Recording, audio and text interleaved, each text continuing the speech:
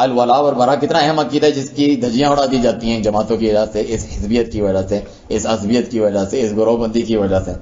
आप क्या कोई मुखलिस तौहीद वाला सुन्नत वाला सलफी हो वो आपका करीबी नहीं है, उससे आपको मोहब्बत नहीं है क्योंकि वो आपकी जमात में नहीं है। दूसरा चाहे बिदती हो, राजी हो, हाथों में हाथ मिलाए होते हैं, गले मिल रहे होते हैं, सब कुछ, वो आपका दोस्त यार है कि वो आपका साथ देता है, आपके मंशूर से राजी है, तो फिर अल्लाह की रजा के लिए तो दोस्ती और दुश्मनी नहीं हुई, जो कि आपका वाजिब अकीदा है। रसूलुल्लाह सल्लल्लाहु अलैहि वसल्लम ने फरमाया